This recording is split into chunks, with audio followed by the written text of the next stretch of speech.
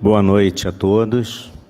Quero cumprimentar os acadêmicos que estão compondo aqui a mesa, o acadêmico Fernando Vaz e o que está chegando, o acadêmico Francisco Sampaio, que são os organizadores do simpósio. Também cumprimentar o nosso secretário-geral, acadêmico José Galvão Alves, senhora acadêmica, senhores acadêmicos, professores que participaram do simpósio à tarde, senhoras e senhores convidados. Eu declaro aberta a 37ª sessão ordinária relativa ao 190º ano acadêmico. Já fui informado pelo nosso secretário-geral que não há nenhuma comunicação da secretaria. Eu gostaria de dizer que amanhã nós completaremos um ano sem nenhuma cadeira vaga na academia, o que é um bom sinal. Espero que só tenhamos cadeiras vagas quando algum acadêmico passar a emérito.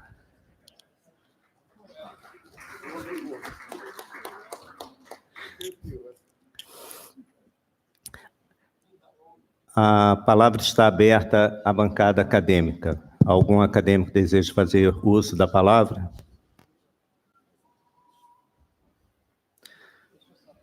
Acadêmico Aderbal Sabrá.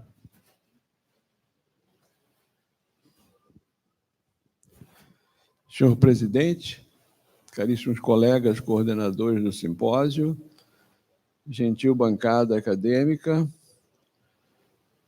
existem dados de literatura irrefutáveis. A epidemiologia de duas doenças se confunde quando se vê a origem epidemiológica coincidindo com dois fatos importantíssimos.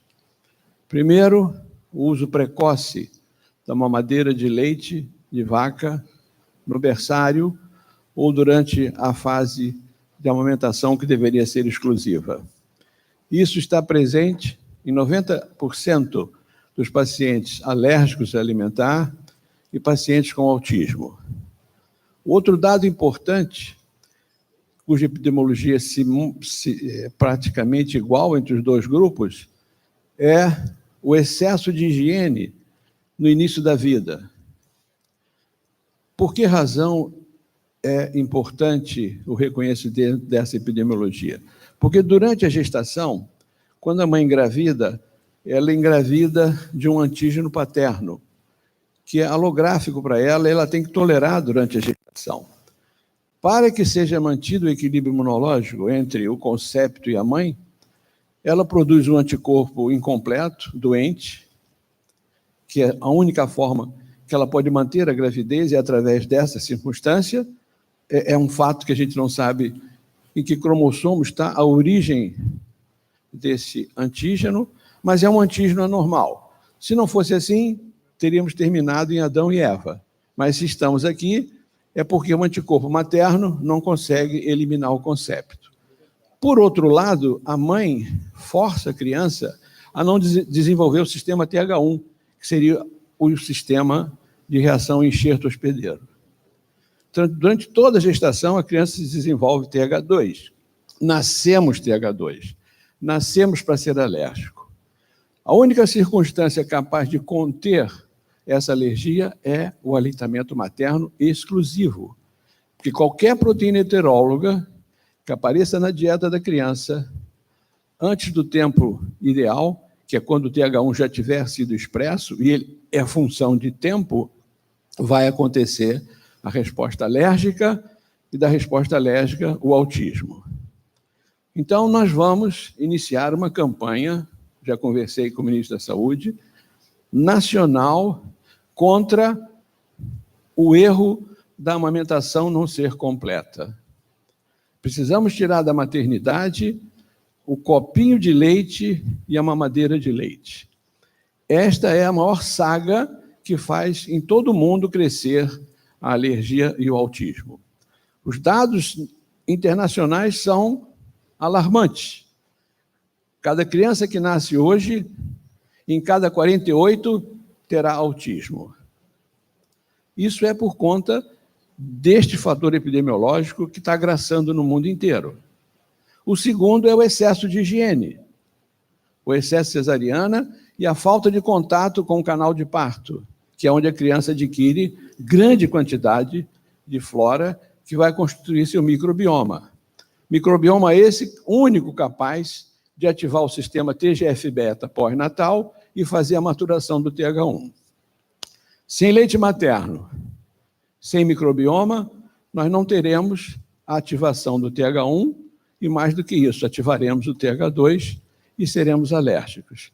A epidemia mundial de alergia e autismo se prende a esses dois fatos básicos de origem epidemiológica conhecida. Então, é preciso que essa academia comece um trabalho nacional que vai interessar a todo o país, combatendo a mamadeira e o leite de vaca no berçário e o excesso de higiene na fase pós-natal. Eu vou a Brasília conversar com o ministro, ele se mostrou favorável, é nosso colega, e nós temos que começar esse trabalho. E eu espero que a Academia Nacional de Medicina seja a propulsora desse trabalho revolucionário que pode diminuir ou mesmo criar situações para que essas duas doenças desapareçam da face da Terra. Muito obrigado.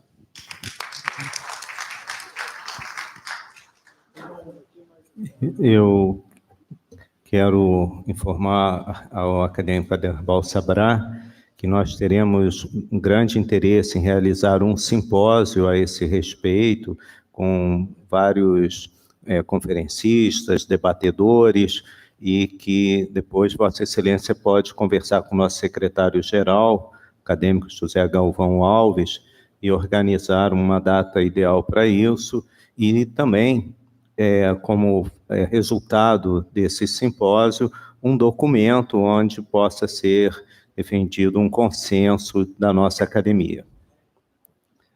A palavra continua aberta aos acadêmicos. Não tendo mais nenhum acadêmico queira fazer uso da palavra, vamos dar continuidade ao nosso simpósio de cirurgia construtora urogenital, que é organizado pelos acadêmicos Fernando Vaz e Francisco Sampaio, a quem eu passarei a coordenação dos trabalhos. Obrigado, acadêmico Nardi. Convido, então, nosso querido acadêmico amigo Fernando Vaz para nos falar sobre atualidades da incontinência urinária masculina.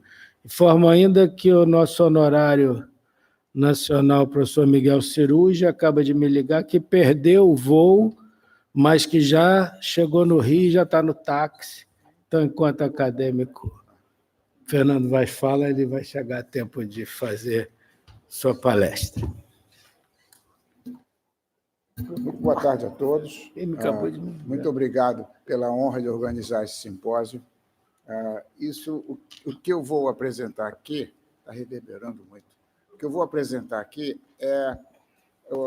há uns 2 ou 3 anos atrás, que o professor Jorge Alberto disse, vamos falar na França. Aí reverbera muito, você é convidado para falar. Vê se você fala uma coisa diferente, porque os franceses são muito eficientes em medicina, e vê se você faz uma boa figura. Olha, boa figura eu não posso prometer, coisa diferente eu vou arranjar. E aí eu comecei a pensar o que eu ia dizer, e resolvi falar de uma coisa que, na verdade, pouca gente se interessa por isso, e muita gente que faz urologia não gosta nem de tratar isso, porque isso, até poucos anos atrás, não era nem doença, não era nem citado no Código de Doenças. Isso era só um problema social. Você usava uma fralda, usava uma cueca maior, mas esquecia. E a incontinência urinária masculina é algo que realmente deprime e acaba com as pessoas.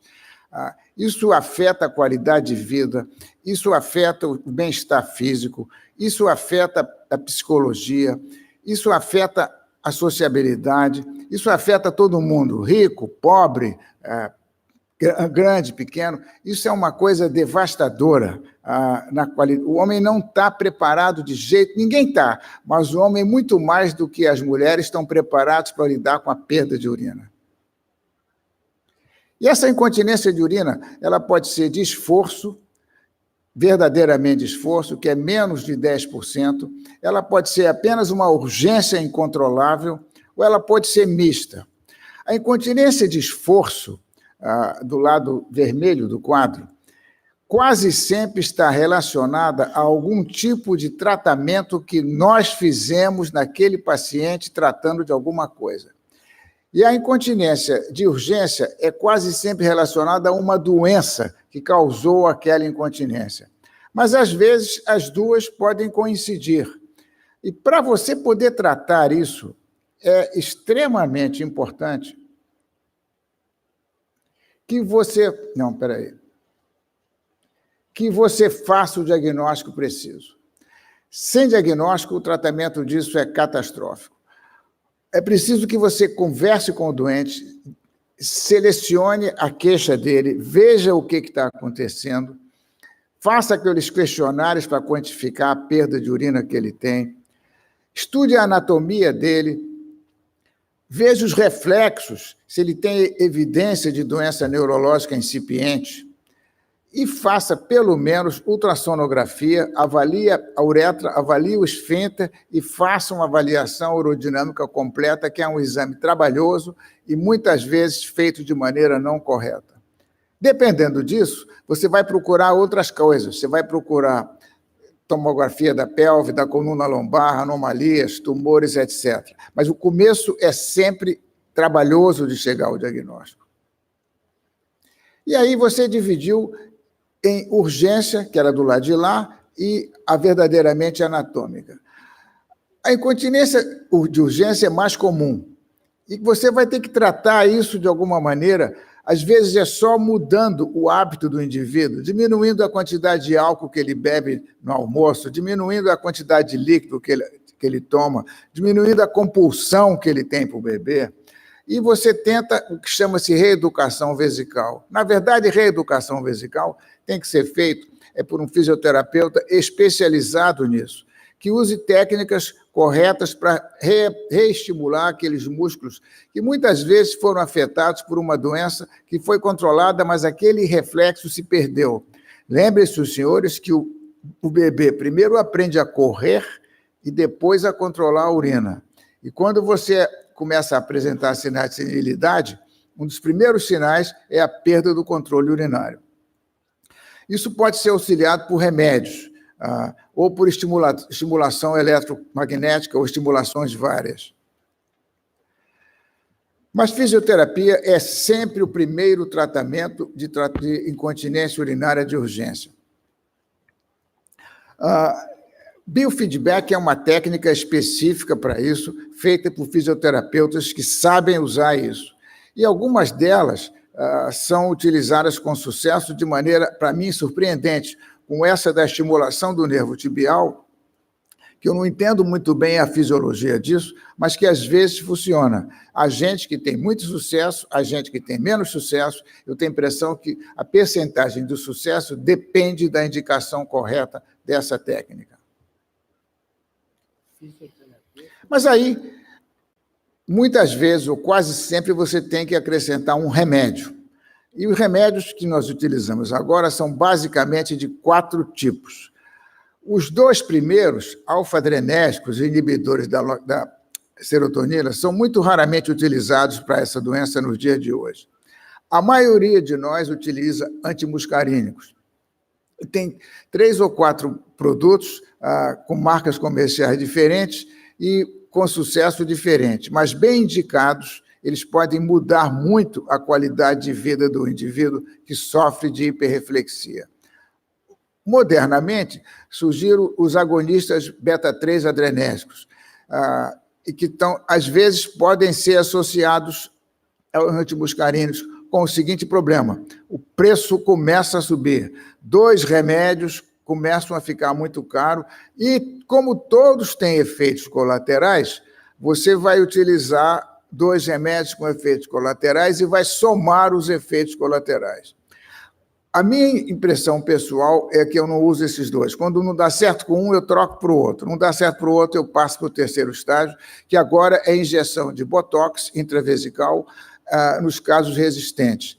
Isso pode durar 2 meses, 2 anos, muitos anos. Eu não consigo estabelecer quem vai responder, mas é um tratamento que, quando funciona, produz melhoras espetaculares. Aí, todo mundo vai. Bom, eu vim aqui para ser operado, eu estou perdendo urina, eu quero uma operação. A operação é sempre mais espetacular. Você entra aqui e sai aqui, entrou vazando, saiu seco, tirou a flor. Isso é sempre mais espetacular. Mas lembre-se, isso vai funcionar em 10% dos casos. Em clínicas de referência, chega a 40%, mas os doentes que para lá são referidos, já são referidos porque alguém já fez o diagnóstico prévio de que aquele é um caso cirúrgico. Existem 3 tipos de operações de utilidade. Você pode injetar alguma coisa apertando a uretra, você pode levantar a uretra, ou você pode implantar um esfíncter. E no futuro, eu não conheço nenhum tratamento em larga escala com isso, você pode refazer a função do esfíncter utilizando células-troncos. O que nós tratamos por cirurgia? Na maioria das vezes, tratamos por cirurgia aquelas incontinências que nós mesmos causamos, tratando uma outra doença. Destruímos o esfíncter operando a próstata, irradiamos o esfíncter e congelamos ele, o sujeito teve um acidente e traumatizou o esfíncter, aí não fomos nós, ou então consertamos uma anomalia congênita grave. É preciso distinguir 2 coisas que, na verdade, não são incontinências. São aqueles indivíduos que têm a bexiga contraída por uma doença ou tratamento e perdem urina porque ela não acomoda a urina, ou aqueles que têm uma fístula, que foi motivo da apresentação do Dr. Milfon anteriormente. O que nós já fizemos tratando disso ao longo da vida? Quase tudo foi prático. Nós utilizamos uma época injeção periuretral, várias injeções de vários modelos, quando não estávamos no servidor do Estado, nós éramos um serviço que o sujeito ia lá, você quer experimentar isso, aquilo, e a gente experimentava. Isso é uma fotografia de uma substância que era macroplastic, que, na verdade, era uma substância que você injetava e apertava a uretra, fazendo com que um esfíncter que não fosse mais capaz de fechar uma uretra larga, fosse capaz de fechar uma uretra pequenininha, ou mais estreita. Qual é o problema? Isso migrava, você tinha que injetar várias vezes, nem sempre funcionava, perdia efeito ao longo do tempo. E aí alguém teve a ideia. Bom, já que isso vai embora, vamos injetar um negócio que não saia do lugar. Vamos botar umas esferas do lado da uretra. Isso teve um sucesso, a gente tentou fazer isso pouquíssimas vezes, e as esferas vão comprimir a uretra. E aí a gente colocava, e você podia encher a esfera ou não, dependendo do que você quisesse, ou mais ou menos. Mas a esfera também saía do lugar, como vocês podem ver na fotografia do lado de cá, e tudo voltava ao que era. Então você tinha que usar várias vezes, colocar o sujeito várias vezes na sala, injetar várias vezes, e era difícil ajustar. Então hoje quase ninguém mais utiliza isso. Isso era contraindicado em quem tinha feito radioterapia. Os slings, a palavra sling, na verdade, você não consegue uma tradução legal em português, é uma rede que você, de alguma maneira, vai modificar a uretra ou a posição ou o diâmetro dela. Qual é a vantagem? Isso apareceu, desapareceu e foi reabilitado de novo pela década de 90. Qual é a vantagem disso? Você colocou lá, está colocado. Não quebra, não arrebenta, não muda, não enguiça. É muito mais barato do que o que vem a seguir.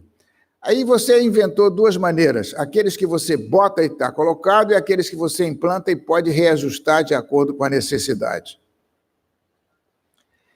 Esse foi um que nós participamos muito do desenvolvimento desse, foi desenvolvido por um argentino que faleceu o ano atrasado, que era um sujeito de cabeça brilhante e que veio aqui e disse, olha, eu queria experimentar isso aqui porque eu não estou conseguindo lugar na Argentina para desenvolver isso. E nós participamos do desenvolvimento disso. Você tinha complicações, não era uma operação para você fazer sem ter visto antes. Mas nós fizemos alguns que nós vamos mostrar na frente. A dor perineal era impossível de prever. A erosão, você tirava os irradiados. A perfuração era um detalhe técnico, mas mesmo assim você tinha complicações. Como é que isso era colocado? Ou você botava a rede abaixo da uretra, como vocês veem na figura da direita, passava as colunas por o pubis, igual você fazia e faz nas mulheres até hoje, e aperta, ajustando aquelas rosquinhas que estão ali, você consegue ajustar aquelas rosquinhas aqui, ó, e vai apertar isso. Aí não ficou bom, você volta lá e aperta mais a rosca, ou então você coloca através do buraco obturador, que tem menos risco e é mais fácil de colocar, também ajustando as rosquinhas. Isso é uma fotografia de um sling desses colocados nos servidores, apertando a uretra, e essa é uma operação em que ela é retropúbica, que é a rosca que você vai ajustar apertando a uretra, reduzindo o seu diâmetro. Ou então, você coloca por via transobturatória da mesma maneira. Você não exerce tanta pressão por essa via, porque você está limitado pela distância do buraco. Porém, também tem menos acidentes, que você não fura nada com uma bexiga na subida.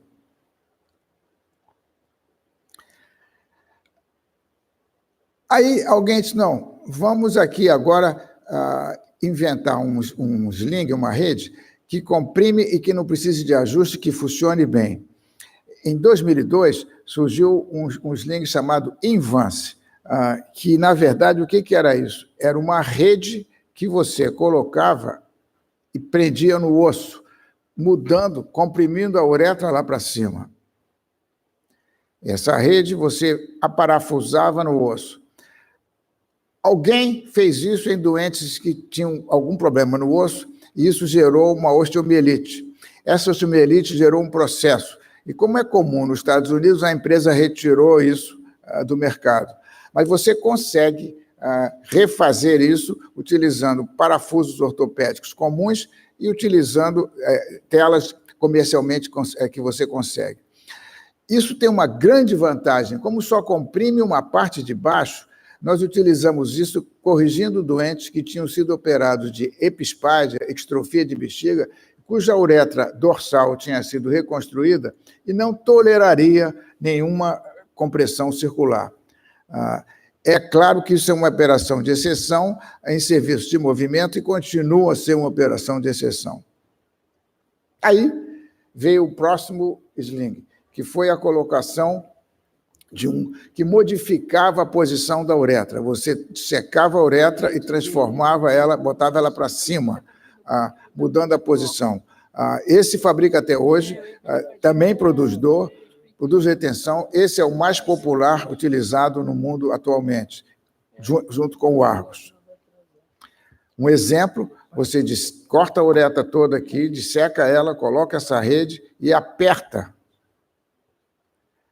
mudando a posição da uretra, levantando a uretra. Tudo isso foi escrito antes, desapareceu e agora voltou. Por que desapareceu? Porque em 72, Dr. Scott implantou o que ele chamou de um esfíncter artificial, que é um aparelho que eu vou mostrar que realmente reproduz a ação de um esfíncter. Ele fez isso na primeira vez numa mulher, mas hoje isso é principalmente utilizado em homens que foram submetidos à cirurgia da próstata. De que isso consiste? Hoje, esse modelo atual consiste de uma cinta que envolve a uretra, uma bomba que o paciente aciona com os dedos e um reservatório. Quando ele aperta a bomba, ele transfere o líquido da cinta para o reservatório e abre aquela cinta. Aí ele tem 1 minuto para urinar. A pressão do próprio reservatório enche de novo aquela válvula, ele não precisa encher de volta. Antigamente tinha. E isso fecha o esfíncter em volta de 1 minuto. Isso é o dispositivo considerado o padrão ouro para o tratamento da incontinência urinária masculina. Isso é implantado normalmente por via perineal. Você coloca a cinta, em volta da uretra, e eu ainda coloco o reservatório com outra incisão, embora os americanos coloquem simplesmente com o dedo empurrando. Se você lesar o balão, ele custa em torno de R$20.000. Então, é melhor você fazer uma... E segundo, é muito menos possível, é muito menos provável que você faça uma hérnia. Aqui está um exemplo da bomba, como ela é vista pelo paciente depois. Ele vai identificar e apertando isso aqui, que ele vai abrir e fechar o esfíncter. Isso é a operação mais feita. Tem grandes séries no Brasil, e o resultado disso é sempre em torno de 80% a 90%. Resultado inicial. Não é desprovido de problemas. Você pode ter que ele fique muito frouxo. Ao longo da vida, a compressão do esfíncter em torno da uretra faz com que a uretra atrofie. A uretra atrofiando, ele não vai fechar mais. Ou você troca aquela cinta por uma menor, e quanto menor a cinta, mais perigoso fica, porque mais chances de fazer erosão você tem, ou você simplesmente bota outra, em paralelo. E o sujeito passa a funcionar com duas, abre da mesma maneira. Se você puser uma pressão muito grande, ele faz uma erosão. E aí a urina extravasa da uretra fora. O problema disso é que a maioria dessas erosões se dá no chamada posição de 12 horas da uretra. E quando você faz cistoscopia ou uretroscopia, a lente vai para frente e para baixo. Então, é preciso que você pense nisso, vire o endoscópio ao contrário para ver a erosão às 12 horas. Do contrário, você vai ter inexplicáveis infecções e vazamentos. Um outro problema, especialmente nos doentes irradiados, é que a uretra é pouco vascularizada e ela simplesmente pode fazer uma erosão por pouca vascularização. Uma das maneiras... Você tem duas maneiras de evitar isso. Ou você usa duas cintas e bota pressão baixa nas duas cintas, ou você usa um pedaço da túnica albugínea como se fosse um manchão na parte mais fina da uretra, o que complica um pouquinho a operação, mas garante uma integridade da parede uretral melhor. E também você pode usar um balão de pressão menor e usar 2 ou 3 dessas cintas aqui. Se você teve a erosão e vai reoperar esse paciente, você vai ter um problema na reoperação. Você não sabe aonde foi a erosão, porque aquilo não fica marcado. Quando você dissecar a uretra para colocar outra cinta, você vai colocar no mesmo lugar, que é o mais acessível, e vai fazer outra erosão. Uma maneira de corrigir isso é você utilizar um pedaço de silicone, quando você retira, marcando o lugar onde você vai colocar da próxima vez. E aí você tem duas vantagens. Aquele pedaço já está dissecado e você não terá dificuldade de encontrar o lugar melhor para colocar a próxima cinta. O que nós fizemos na vida com relação ao esfíncter? Nós participamos de 148 casos até 2015, que nós lançamos isso aqui no Rio de Janeiro, em 1988, no Servidor do Estado, e aí, durante muito tempo, assessoramos muita gente em muitos lugares para fazer isso. Nem todos os pacientes eu tenho acompanhamento, eu consegui falar com alguns doutores mandavam de volta o que elas colocavam, mas todos os casos que a gente colocou fariam a operação outra vez. Todos os doentes ficaram satisfeitos. Fizemos 20 irradiados, alguns doentes morreram de outras causas, alguns desapareceram, só fizemos 4 mulheres. Na mulher é uma operação bem mais complexa, porque se tem que fazer de maneira retropúbica, mas é uma alternativa final para isso. Nos slings, nós participamos do desenvolvimento e lançamento de alguns deles aqui. E os slings, o que nós temos é o que o mundo tem, em torno de 50% a 60% de bons resultados, não mais do que isso. Isso é hoje considerado uma operação para aquele indivíduo que espirra, tosse e perde umas gotas de urina. Tem relação sexual, perde umas gotas de urina, mas não é o caso para tratar pacientes que tenham grandes perdas de urina. Eu, mais uma vez, agradeço a todos vocês pela honra de organizar esse simpósio e de poder falar mais uma vez aqui na academia. Muito obrigado. Obrigado. acadêmico Fernando Vaz, por essa exposição, que, na realidade, foi o que eu lhe convidei para Paris. Eu convidei você e o Jorge Alberto. A segunda vez você convidou, mas quem cobrou foi ele. Então, por favor, toma assento. O professor Miguel Ciruja, que fez um esforço enorme, nosso honorário nacional, perdeu o voo, mas conseguiu outro voo e chegou, acho que veio no próprio avião, né, Miguel? Ele conseguiu chegar 5 minutos antes. Muito obrigado pelo esforço, Miguel. O professor Miguel vai nos brindar com uma palestra, na realidade, mais filosófica do que urológica. E vai nos falar sobre o médico do futuro.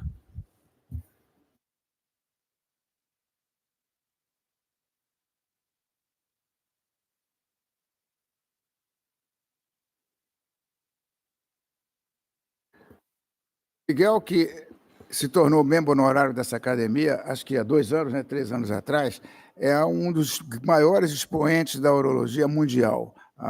Ele é professor titular da USP e ele sucedeu a linha de professores que levantaram o serviço da USP em um serviço que é respeitado no mundo inteiro. Dr. Miguel é meu amigo há muitos anos, é um imenso prazer ter ele aqui conosco. Ele sempre vê um pouco na frente do que a maioria dos mortais vê. Então, vamos ver o que ele trouxe para a gente ver agora, dessa vez. Muito obrigado, professor Fernando Vaz. Eu queria cumprimentar o doutor Antônio Nardi, José Galvão, Francisco Sampaio, todos os acadêmicos que me dão a honra de estar presente nesse momento. Aos meus amigos também que estão aqui na plateia, que são muitos, eu queria dizer que é muito difícil a gente falar ou querer prever o futuro. Alguns anos atrás, na minha arrogância de indivíduo mais jovem, eu achava que eu conseguia prever o futuro. Logo percebi que eu era um idiota, passei a não tentar mais ter essa audácia de prever o futuro, falei, vou fazer o seguinte, vou começar a prever o presente. Muito mais fácil, não vou errar. O Brasil é tão complicado que, de repente, eu percebi que não dava para prever o presente. E isso me causou realmente uma frustração muito grande. E agora eu cheguei ao ponto de ficar desesperado, porque eu percebi que a gente não consegue prever o passado aqui no Brasil. Muita coisa que eu aprendi, muita coisa que eu vi, até testemunhei, agora é interpretado e apresentado de forma diferente. De modo que, com toda essa frustração, eu vou apresentar esse tempo que eu fui convidado, mas eu confesso que é uma tarefa árdua para mim, de alguém desesperado que não consegue sequer enxergar o que aconteceu na minha frente em anos mais recentes ou em décadas recentes. Eu queria comentar um pouquinho como está o mundo nesse momento. É óbvio que a gente precisa compreender o mundo para poder querer prever o futuro. Eu queria falar um pouquinho sobre o papel dos médicos nesse mundo agora que é mais complexo, um pouco de como eu enxergo o futuro da medicina e, finalmente, terminar falando um pouquinho sobre um binômio que nós temos o privilégio de usufruir, que é ser médico e, ao mesmo tempo, poder usufruir de uma felicidade muito grande. Medicina e felicidade, para quem exerce, se confundem muito. O mundo contemporâneo tem uma característica bastante peculiar. Os avanços tecnológicos que surgiram estão produzindo mudanças que são realmente muito difíceis de a gente acompanhar. Através de um sistema de conexão que interligou bilhões de pessoas no mundo, a gente está vendo transformações que estão aqui referidas nesse slide, que estão mudando muito o nosso conceito sobre como a existência humana pode ser usufruída, com a nossa convivência com as pessoas pode se pautar. Quer dizer, são mudanças que ocorreram nas últimas décadas e que é muito difícil até a gente compreender a profundidade com que elas estão ocorrendo. Não existe mais um sentido de privacidade entre as pessoas, a noção de propriedade está se modificando, os padrões de consumo são outros, a relação entre trabalho e lazer está se modificando até num bom sentido. A minha geração aprendeu que a gente devia ver como um binômio trabalhar e trabalhar. E as novas gerações não aceitam mais isso, no que eu acho que eles são melhores que nós. Eles acham que a gente deve trabalhar e viver. A carreira profissional nossa agora está muito influenciada por esse processo todo. A forma de se obter conhecimentos e habilidades mudou de forma radical. O relacionamento entre as pessoas também se modificou. E a gente está vivendo mais tempo, por obra da medicina, nosso trabalho, dos nossos colegas de grande valor que têm produzido transformações marcantes na nossa área. Esse processo todo está mudando o nosso estilo de vida, está mudando a forma com que nós trabalhamos e estão mudando de forma muito significativa como se processam as relações humanas. E aqui está surgindo um problema complicado. A expectativa inicial é de que, com esses avanços todos, nós conseguiríamos viver com a menor custo, de forma, obviamente, menos onerosa, e a gente poderia ter uma qualidade de vida muito alta com esses avanços todos. Será que isso está acontecendo? Eu queria dizer para vocês que me parece que não. Está surgindo um problema muito grave em todas as sociedades do mundo, não no Brasil, mas em todo o mundo. A classe média está desaparecendo por causa dos avanços tecnológicos. Eles estão perdendo as posições de trabalho porque elas são atualmente substituídas por plataformas digitais que fazem um trabalho que envolvia muitos seres humanos. E isso é complicado. A classe média está ficando achatada, estão se formando dois grupos nas grandes sociedades, nas sociedades mais avançadas. Aqueles chamados de high skill, high fi, são aqueles indivíduos ligados em tecnologia, com grande conhecimento na cabeça, olhando para a inovação, para o empreendedorismo, e que estão tendo rendas muito elevadas e súbitas. De repente, o sujeito se enriquece de um minuto para o outro. E tem outro grupo, que é o low skill, que são os trabalhadores manuais, que ainda existem, porque a gente precisa deles, mas que são remunerados de forma muito menos digna, talvez. A classe média está insatisfeita, insegura e se sentindo abandonada. Isso explica por que, não no Brasil, no mundo inteiro, estão surgindo movimentos nacionalistas que todos nós estamos testemunhando, mudanças drásticas nas políticas governamentais, e é uma coisa que no início pareciam fatos isolados, mas que agora a gente vê que é um movimento universal, por causa dessa insatisfação da classe média que está ocorrendo em todas as sociedades. A sociedade está se dividindo por causa dessa compressão da classe média, estão surgindo ideias extremistas que são captadas por essa classe média que é extremamente numerosa e que se sente agora abandonada, e isso está colocando em risco a democracia em muitos países. Estão surgindo indivíduos com ideias muito radicais, e isso está ficando muito complicado em muitos países. O que, infelizmente, está acontecendo é que essas mudanças são provavelmente irreversíveis. Quem não perceber que está acontecendo isso vai ficar à margem da sociedade. E como é que nós vamos nos postar frente a esse problema que, a meu ver, agora está muito claro e que ainda não é reconhecido? Com todos esses avanços tecnológicos, nunca tivemos uma época com tantas promessas. Por outro lado, com tantos perigos, já que está havendo essa mudança no perfil da nossa sociedade socioeconômica que gera realmente problemas complicados. Eu acho que o homem tem até uma tendência agora a se robotizar, o que a gente prevê para um futuro imediato. A gente não vai mais dirigir carro, a gente não precisa ir num restaurante, eles vêm para a gente compra passagem com 2 digitadas no computador, não vai mais em cinema, a gente baixa o filme num dispositivo, ou seja, a gente está se tornando, a humanidade está se robotizando lentamente, e isso é uma coisa ruim. Os seres humanos estão perdendo um pouquinho da sua quintessência, que é aquele sentimento de compaixão, solidariedade e altruísmo que representa os principais valores da natureza humana. E isso é um problema complicado. Eu acho que existe uma forma de a gente se portar nesse momento, que é não permitir que o nosso destino seja controlado pelos outros. Está difícil isso, mas nós temos que lutar por isso. Nós temos que colocar as pessoas em primeiro lugar. Isso em alguns lugares, em algumas sociedades, isso já não está mais ocorrendo. E temos que preservar a essência da nossa quinta essência, que realmente nos diferencia como seres humanos e talvez nos permita diminuir um pouquinho esse risco de robotização da espécie humana. Como estão os médicos num período tão complexo como esse? Vejam essa pesquisa feita na Inglaterra, perguntaram para os médicos como é que eles estavam se sentindo na profissão. E de forma um pouco chocante para mim, quase 60% dos médicos na Inglaterra são muito infelizes ou infelizes.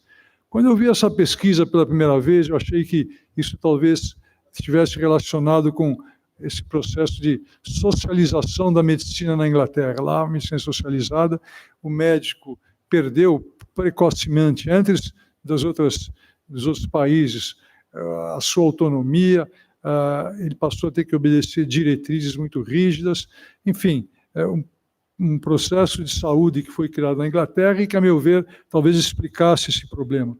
Mas agora eu tenho certeza que não é isso. Na verdade, não é esse o problema, simplesmente de ser uma sociedade onde a medicina está um pouco mais socializada. Isso tem algum papel.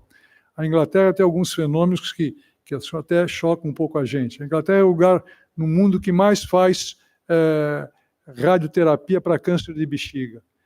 Por que eles fazem radioterapia para câncer de bexiga se as chances de cura são menores? É óbvio, no sistema socializado, nenhum indivíduo, um médico de idade adulta, madura, ele vai querer fazer uma cistectomia que dura 8 horas, passar 2 semanas em cima de um doente que tem 20%, 30% de riscos de complicações importantes e deixar de ir para a casa de campo dele, num lugar lindo, onde ele vai plantar as flores que ele cultiva, ele manda para o radioterapeuta e vai para a casa de campo dele. E isso não foi muito percebido por alguns governantes, por pessoas que dirigiam a saúde pública na Inglaterra. Não dá para o indivíduo exercer a medicina de forma totalmente socializada. Isso depõe contra a atuação dele, e não é porque os indivíduos sejam maus, é uma tendência humana. O sujeito luta como médico 30, 40 anos, chega no fim, ele não quer mais, ele quer um pouco de paz, quer um pouco de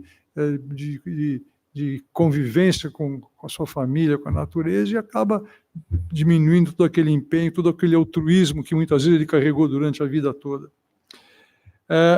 Existe um problema emergente importante na classe médica, que é o burnout. Todos vocês já conhecem esse problema, eu não vou, obviamente, explicar o que ele é, mas ele tem consequências realmente importantes.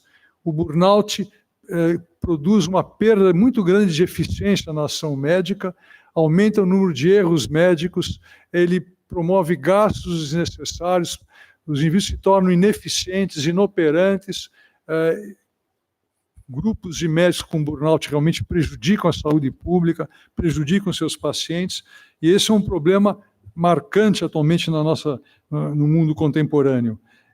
Esses indivíduos ficam, obviamente, desconectados com a profissão, eles ficam desiludidos, têm uma exaustão emocional, isso se confunde às vezes com um quadro de depressão, e no fundo eu acho que é realmente um pouco de depressão, mas é um quadro de depressão causado por uma vida intensa dedicada à medicina, provavelmente.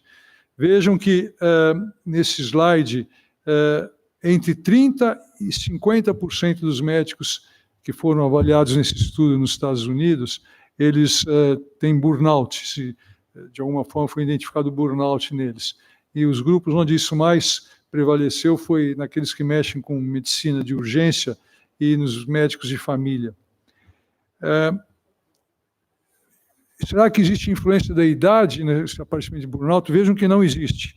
As colunas escuras são os indivíduos que têm burnout, as claras quem não tem burnout, e veja que em cada faixa etária existe pouca diferença de uma curva para outra, indicando que esse fenômeno ele é comum nos médicos mais velhos, mas também ocorre em jovens, e atualmente sabe-se que 50% a 60% dos residentes nos Estados Unidos sofrem de burnout em maior ou menor escala.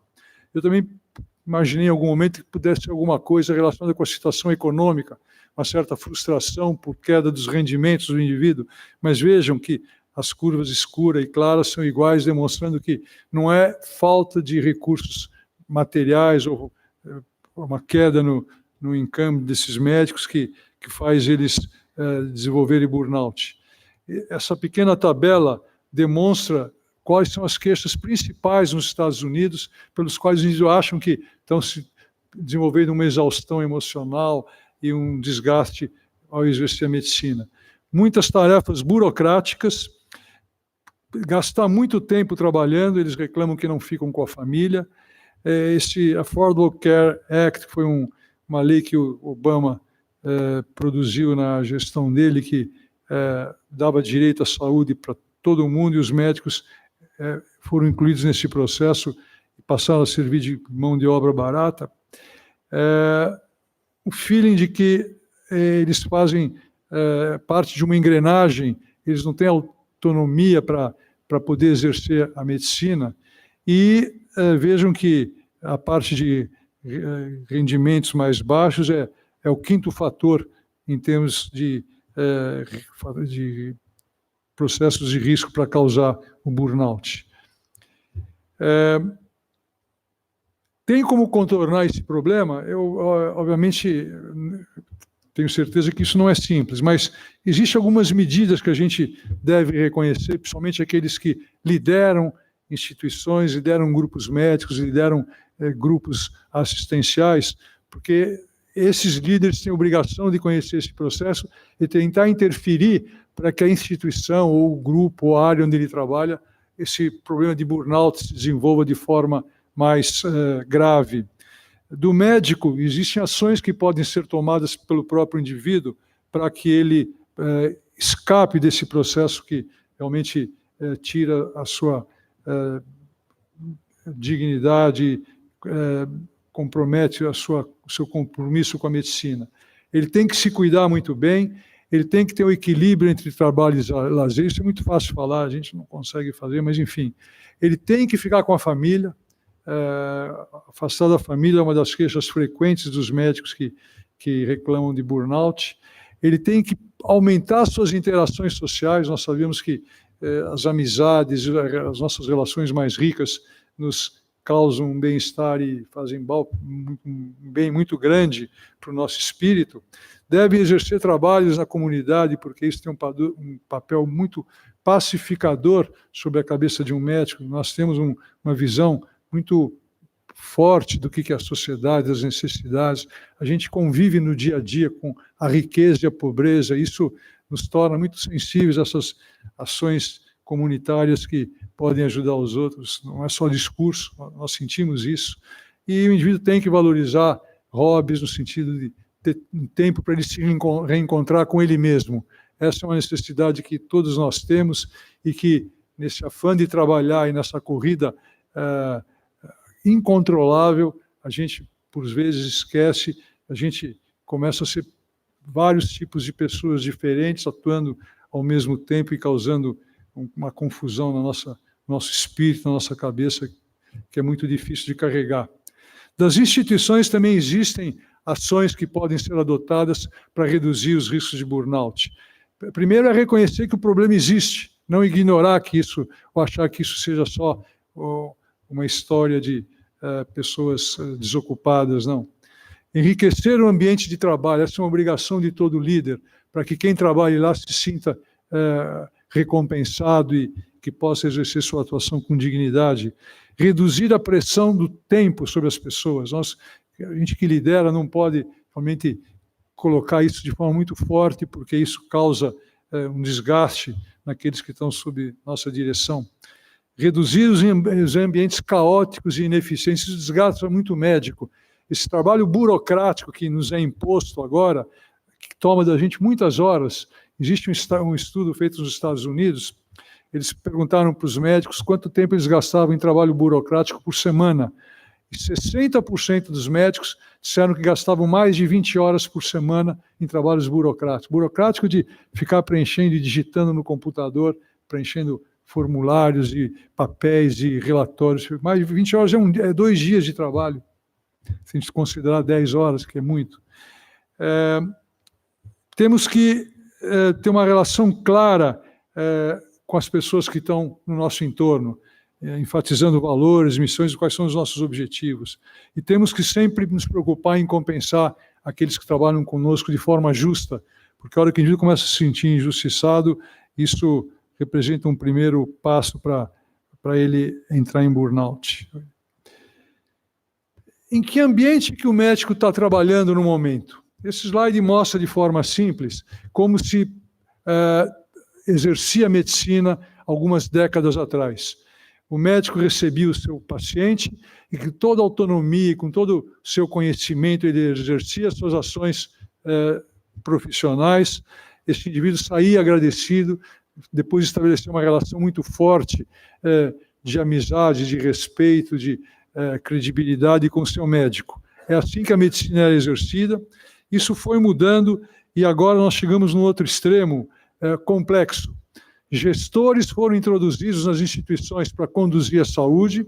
Esses indivíduos transformaram os doentes em commodities, como se fosse um produto que a gente pega no supermercado e leva de carrinho para casa. Os médicos, que vocês estão vendo representados aqui no meio, deixaram de ter autonomia, deixaram de ser respeitados, passaram a ser oprimidos, passaram a ser acusados por todas as indecências que existem em saúde. Os médicos começaram a se robotizar e têm que trabalhar agora de forma muito rígida, obedecendo a diretrizes que nos são impostas, muitas vezes contra os nossos sentimentos e valores. Isso é imposto em cima da gente. O médico sai agradecendo, o doente, perdão, sai agradecendo o médico, mas sem nenhum vínculo afetivo com ele. Esses gestores que idealizaram esse processo são muito capacitados, todos treinados em Harvard, em Stanford, em Palo Alto. Eles estão produzindo lucros absurdos. E o que está acontecendo agora no mundo inteiro, nos países em desenvolvimento e nos países desenvolvidos? Uma situação muito complexa.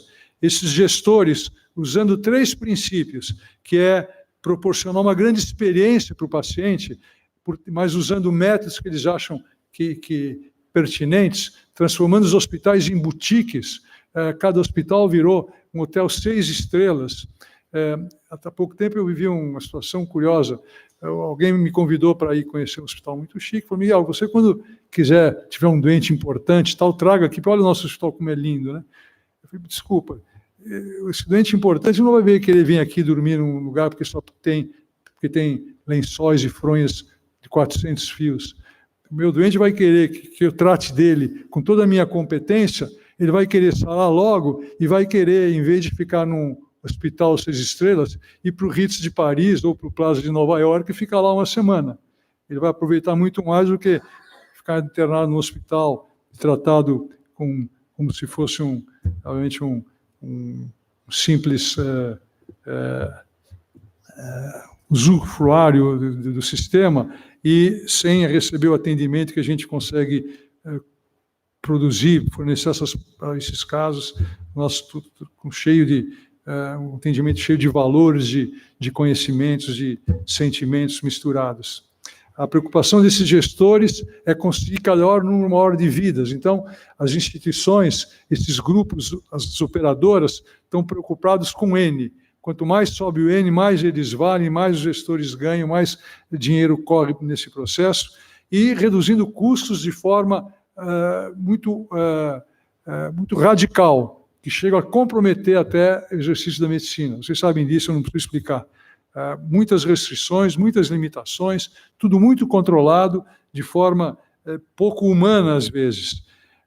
O que estão surgindo são instituições milionárias, grupos de gestores milionários, obviamente com rendas que a gente não conseguia imaginar, e está surgindo um problema complicado também, porque agora esse processo está ficando saturado, esses grupos começaram a brigar entre eles, no mundo inteiro.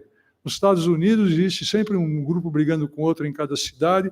Aqui no Brasil a gente já está vendo isso, grandes grupos também, cada um querendo passar na frente do outro, e um processo que está, obviamente, tornando a prática da medicina alguma coisa muito complicada para nós que, como médicos, aprendemos a valorizar as relações, o afeto, a solidariedade, a compaixão. Nesse processo está surgindo uma nova realidade que eu queria chamar a atenção. Agora, com essa grande disputa entre esses grupos, operadoras de saúde, grandes hospitais de renome, essa briga chegou num ponto que eles estão empatando, porque todos conseguem comprar robô, todos conseguem comprar, colocar lençóis 400 fios no hospital, mas eles estão começando a notar que eles chegaram num ponto de saturação. Não dá para melhorar e transformar o hospital numa coisa mais fantástica, porque eles já não ganham mais com isso.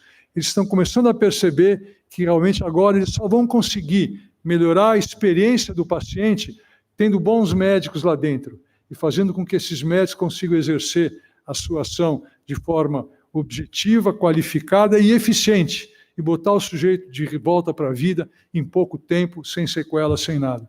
Então, começou a haver uma grande valorização, não uma grande valorização, mas os médicos estão começando a ser valorizados. E aconteceu uma coisa interessante, o motivo é óbvio, a grande experiência do paciente só pode ser dada por um bom médico. Um lençol 400 fios não melhora a experiência do doente, dá só um pouco mais de conforto para ele.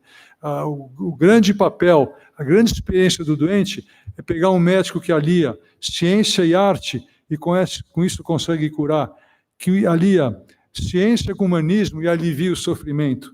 É aquele que une humanismo e arte e reconforta.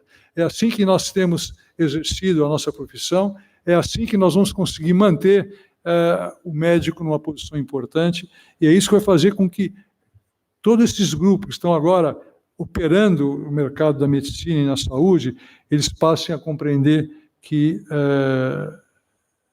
o médico realmente tem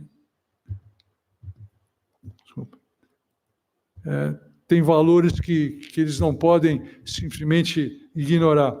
Eu fui para Miami agora há pouco tempo, e na rota 195, que atravessa Miami, uma grande highway, eu me espantei, porque a cada 50 ou 100 metros tinha eu até fotografei 2 placas anunciando alguma coisa de algum hospital.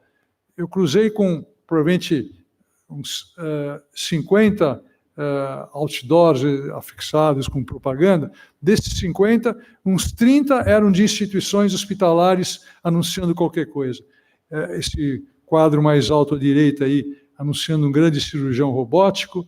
Lá embaixo, o hospital, o Mercy Hospital, anunciando que eles tinham médicos de fama mundial, ou seja, os hospitais começaram a colocar o médico como protagonista desse processo, porque eles entenderam que simplesmente oferecendo um pouco mais de conforto, eles não iam conseguir continuar obtendo e aumentando o N de pacientes que eles estão sempre procurando aumentar. O que vai acontecer com a medicina daqui para frente? Eu vou dizer uma coisa que vocês já tomaram conhecimento.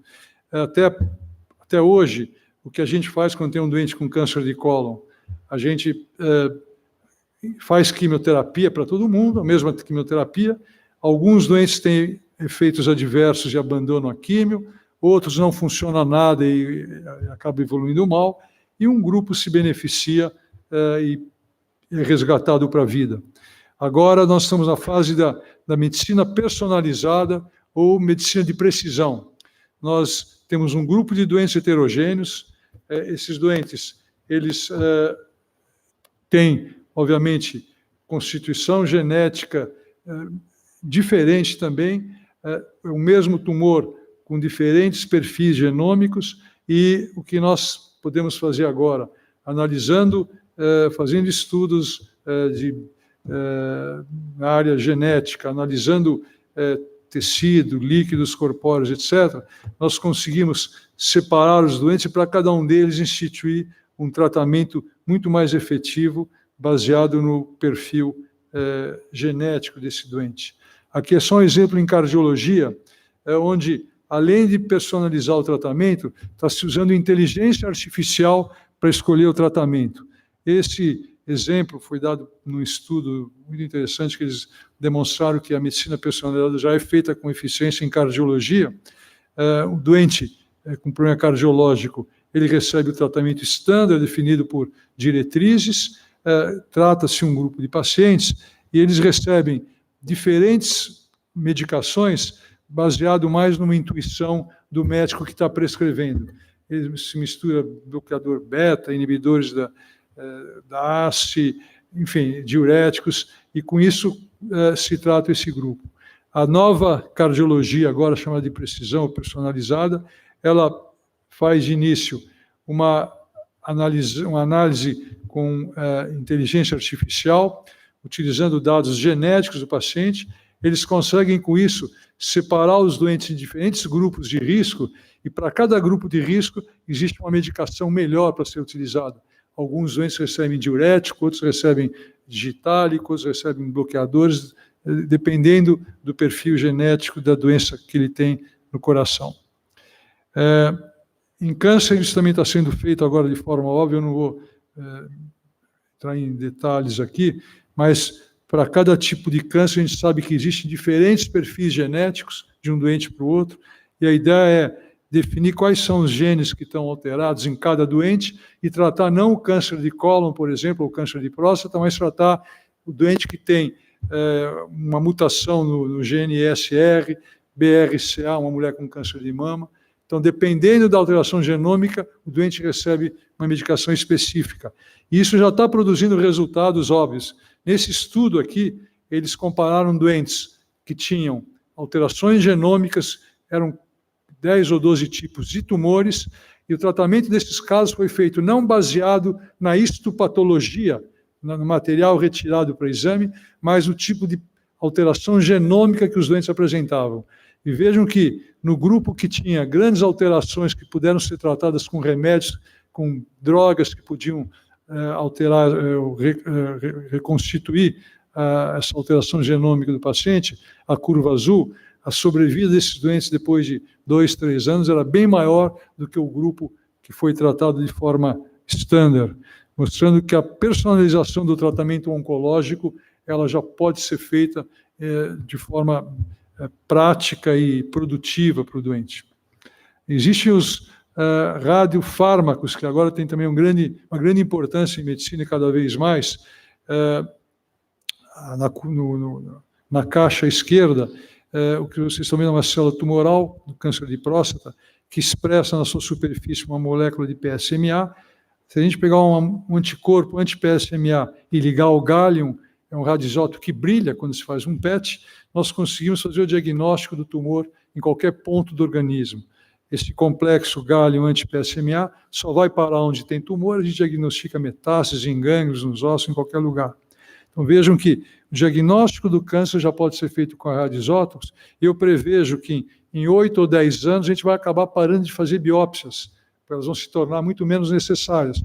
A gente tem um tumor de mama, a gente vai reconhecer na superfície dessas células um anticorpo, um antígeno, produz um anticorpo contra esse antígeno, liga num radioisótopo que brilha, fazemos um estudo de imagem e descobrimos que tem um câncer na mama, sem precisar fazer biópsia, retirar tecido ou enfiar uma agulha.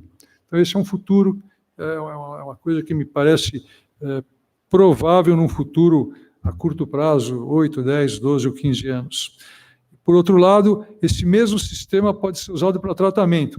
Se ao invés de ligar um gálium no anti-PSMA, nós podemos ligar um radioisótopo de alta energia, no caso aqui o lutécio. E o que o lutécio faz? Ele, ligado ao anti-PSMA, só vai se fixar nas células cancerosas, ele é internalizado e ele explode as células. A gente faz uma nanobomba nuclear para destruir cada célula tumoral.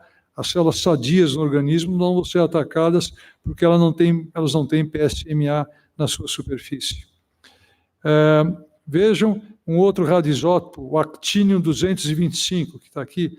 Ele, na verdade, tem alguns problemas para ser usado em clínica, mas na Alemanha ele começou a ser empregado com doentes com câncer de próstata, com aquele mesmo esquema. o actínio ligado ao anti-PSMA.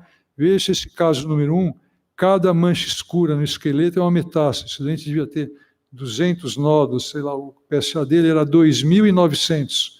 Ele fez 3 aplicações do actínio, o esqueleto, veja, limpou inteiramente, o baço, o rim, o fígado, eles captam normalmente actínio, e depois de alguns meses o PSA dele de 2.900 caiu para menos que 0,1.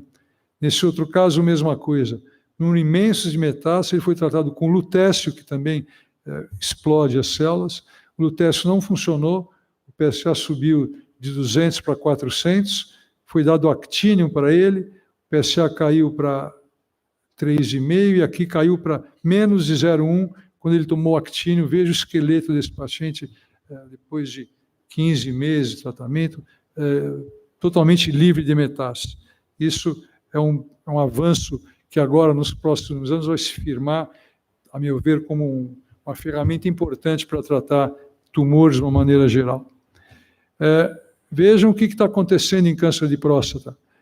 Os doentes, quando têm um câncer localizado, eles só fazem um tratamento local. Um grupo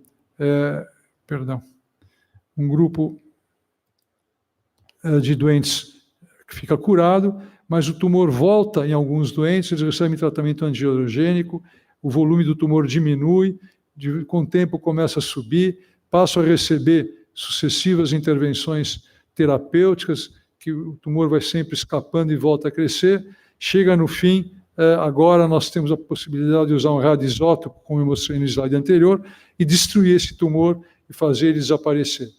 Se um radioisótopo é tão eficiente para tratar uma doença tão extensa como a gente viu nos slides anteriores, provavelmente ele vai atuar antes de surgir uma doença hormônio resistente. Se a gente usar o radioisótopo aqui, a gente talvez cure esse indivíduo, impedindo ele de ter que passar por essas sucessivas experiências ruins.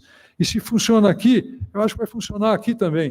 Na hora que o tumor é descoberto, em vez de fazer uma prostatectomia ou radioterapia, a gente aplica o actínio nesse doente e o tumor que estava se evoluindo desaparece, esse doente fica curado sem precisar fazer cirurgia ou radioterapia.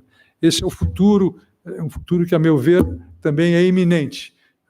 Existem pesquisadores procurando radioisótopos com essas características, e a gente vai ter logo armas e ferramentas muito eficientes para poder usar esse tipo de estratégia.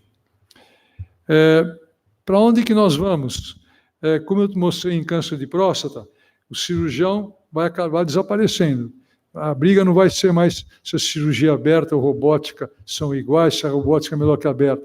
As duas vão ser abandonadas, porque a gente vai ter radioisótopo, drogas imunoterápicas, drogas incluídas no grupo de terapia-alvo, que vão destruir o tumor antes de ele se espalhar, antes de ele causar problemas, sem causar os inconvenientes da cirurgia ou da radioterapia. Os cirurgiões vão sucumbir, aqueles que forem um pouco mais vocacionados para a medicina e mais espertos poderão virar cardiologistas e, com isso, oferir recursos e ter muito glamour na nossa sociedade. Os cardiologistas sempre têm muito prestígio.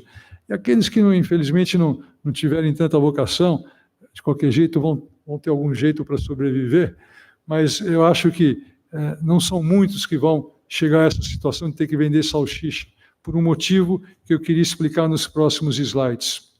A medicina, ela nos proporciona um privilégio único, que é de poder aliviar e resgatar seres para a vida, de modo que isso causa uma felicidade muito grande em quem tem os valores que nós carregamos no coração.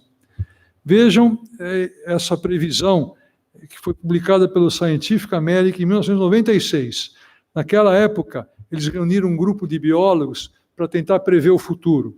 Esses indivíduos se reuniram, um grupo grande, de cientistas, pesquisadores, e eles previram que em 2000 ia ser viável a terapia gênica. Isso se concretizou.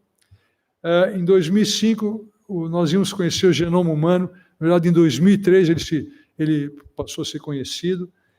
Que em 2010 nós teríamos robôs para cuidar de pacientes. Isso também se antecipou. Nós temos já um pouco antes já robôs. Previram agora para 2020 fetos que vão ser maturados em incubadoras, sem precisar passar pelo útero da mãe. pega um espermatozoide, um óvulo, fertiliza o óvulo, coloca numa incubadora e o feto vai se desenvolver. Para 2030, nós vamos ter pulmão, rim, fígado e olhos artificiais implantados em loco. Um olho in loco artificial que funciona, um coração in loco que funciona. Em 2035, a hibernação humana. A gente congela o indivíduo que vai morrer, espera passar 40, 50 anos até se descobrir tratamento para a doença dele, descongela e ele retorna à vida. Acho que vai ser chato eu voltar à vida e não encontrar as pessoas que eu amo, mas infelizmente, mas o homem talvez chegue a esse ponto. De qualquer forma, este grupo previu que só em 2015, 500, a gente ia viver 140 anos. Portanto, ainda tem 500 anos para a gente poder viver até 140. Ou seja, apesar de todos esses esforços e avanços, talvez a gente não consiga prolongar a existência humana da forma que a gente gostaria e se tornar uma pessoa eterna. Na verdade, a medicina nos proporciona, como eu disse, esse privilégio muito grande de atuar na sociedade de forma maior. Essa é uma pesquisa feita no Brasil, pelo IBOP. Vejam que interessante, embora isso já faça alguns anos, eu acho que esses valores se preservam. Eles pesquisaram na nossa sociedade quais as profissões que tinham, na qual a população tinha mais confiança. Os médicos, para minha surpresa, ganharam dos militares e dos padres. E todos vocês devem estar curiosos para saber quem que ficou em último lugar aqui. Foram os advogados e os vendedores de automóvel. Esse slide tem uma implicação prática muito óbvia, né? Se o vendedor de automóvel ele não tem credibilidade nenhuma e o médico tem grande credibilidade, quando vocês forem vender o carro, vendam para um médico, não para o vendedor de automóvel, porque vocês vão acabar perdendo nessa negociação. Alguns conceitos sobre felicidade, já que felicidade total é impossível, eu sempre digo para as pessoas que trabalham comigo que a gente deve passar a vida não querendo, a cada momento, atingir o máximo da felicidade.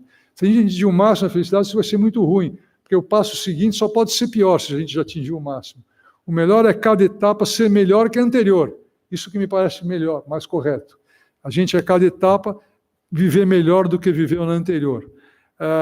Então, existe a felicidade possível, que eu chamo, e não a felicidade total, porque se a gente chegar na felicidade total, daí para frente só vai ser infelicidade. Bernard Shaw deu um conselho muito importante. Use a tua vida até não poder mais, é para isso que ela serve, gaste tudo o que tens de morrer e não tente viver para sempre, você não terá sucesso. Fernando Pessoa emitiu um outro conceito. O valor das coisas não está no tempo em que duram, mas na intensidade com que acontecem. Por que eu coloquei essa frase aqui? Porque poucos como nós se dedicam tanto à profissão, poucos, aliás, acho que ninguém, como os médicos. E isso nos retira do convívio familiar, e todo médico tem um pouco de sentimento de culpa por não ter ficado ao lado dos filhos mais tempo, por não ter ficado junto da mulher mais tempo. E o que, para mim, o que me consola muito, e eu tento fazer isso há muitos anos já, é realmente, quando eu estou com os meus filhos e quando eu estou com a minha mulher, viver intensamente esses momentos. Eu não consigo ficar muito tempo, mas o menor tempo que eu fico é vivido intensamente. E com isso a gente pode realmente chegar um pouco mais próximo da felicidade. Quando a gente vive intensamente com cada ser humano, com cada pessoa, a gente passa a ter momentos inesquecíveis, coisas que são inexplicáveis quando a gente aprofunda as relações humanas e passa a conhecer pessoas que são incomparáveis.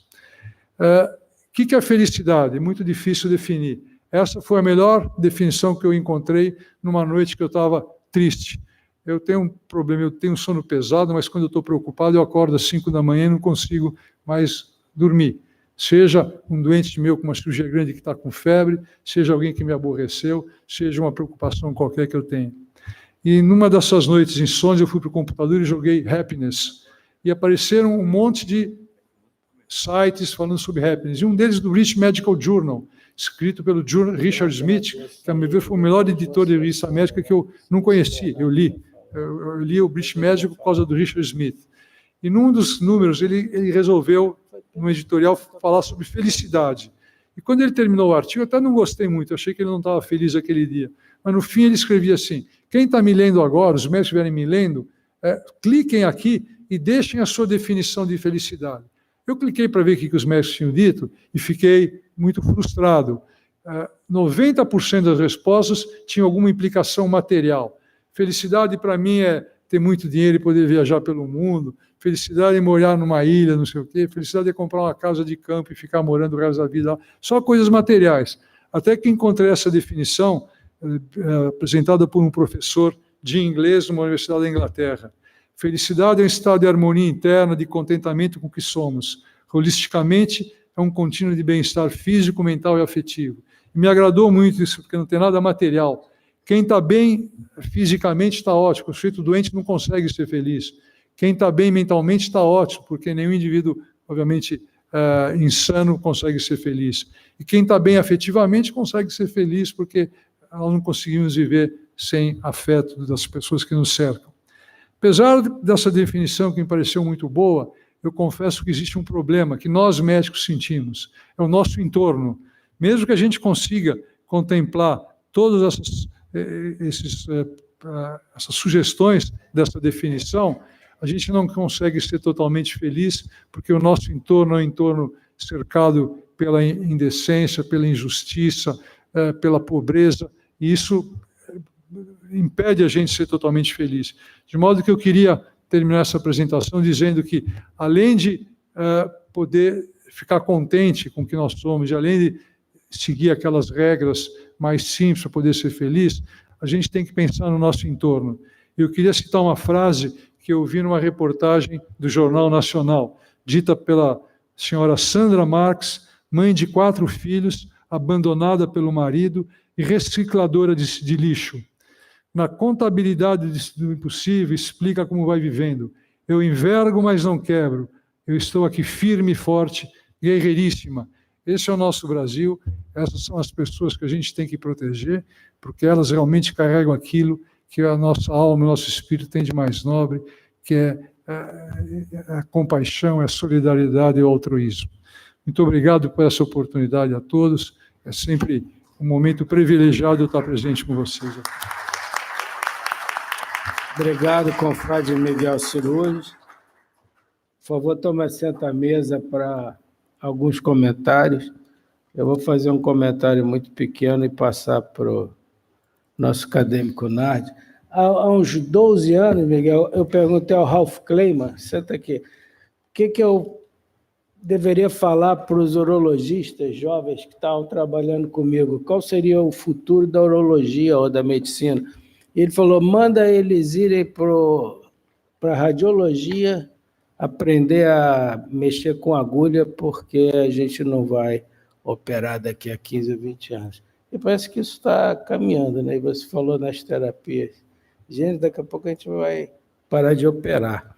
E aí você falou do cardiologista, que ainda vai ter um certo charme, boa clínica, mas com aquilo que você mostrou, eu estava comentando aqui com o acadêmico Nardi, que é um psiquiatra importante, muito produtivo, que você está falando agora até os fetos vão se desenvolver na incubadora sem útero, né? Então, eles já vão precisar fazer análise desde o primeiro dia que nasceu, porque não vai ter mãe, quer dizer, nasceu de chocadeira, né, que a gente falava na infância. E eu acho que os psiquiatras vão ter um campo enorme com essa loucura toda que você mostrou. Acho que a psiquiatria vai ter muito mais campo do que a cardiologia. Eu nunca vi tanta gente com problema psiquiátrico no momento, né, de depressão, de angústia, de insatisfação. Então, acho que só não concordei com a cardiologia, acho que a psiquiatria vai ser pior. Acadêmico Nardi. Eu quero parabenizar o Honorário Nacional Miguel Cirúrgico pela excelente conferência, também ao acadêmico Fernando Vaz pela belíssima, e abrir para comentário da bancada acadêmica, acadêmico Orlando Marques Vieira.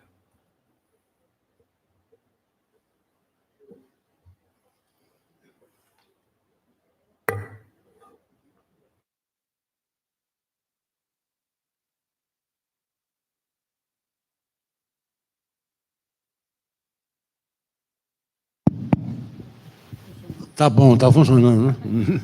Senhor presidente em exercício, senhores membros da mesa, senhores acadêmicos, a ilustre acadêmica já saiu, né? Então, e o nosso convidado, o professor Miguel Cirus, velho amigo, está aqui presente. Eu quero falar de Brasil.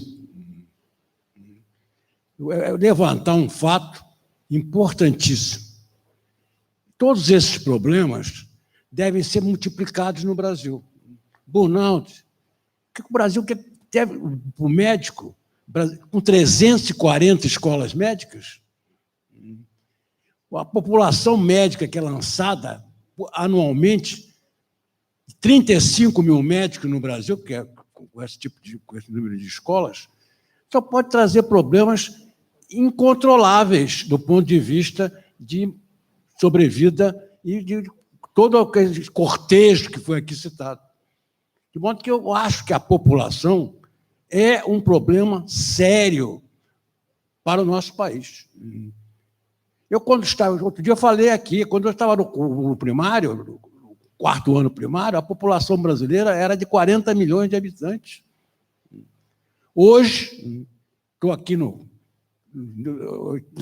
década da vida, na academia, nós temos 210 milhões de habitantes. Então, é quase que uma China em crescimento populacional incontrolável. De modo que eu gostaria de acentuar esse aspecto, que é um aspecto que precisa ser visto. O problema populacional do Brasil e o crescimento absurdo de número de pessoas. Você vê que nós citamos alguns países, não muda a população, ou até diminui a população. O Rio de Janeiro tinha 500 mil habitantes na década de 1928, 30. Hoje tem quase o Grande Rio, quase 8 milhões. São Paulo, os recentes estudos, está quase 15 milhões de habitantes. O que pode controlar nisso é incontrolável. Eu acho que realmente o futuro da medicina fica preso a esse desenvolvimento, número de pessoas que estão envolvidas no processo. De modo que é um agravante do processo, todo esse que foi citado brilhantemente por Vossa Senhoria. Parabéns, doutor, pela sua palestra, mas gostaria de deixar esse problema e que nós refletíssemos sobre isso. Acadêmico Rubens Belfort.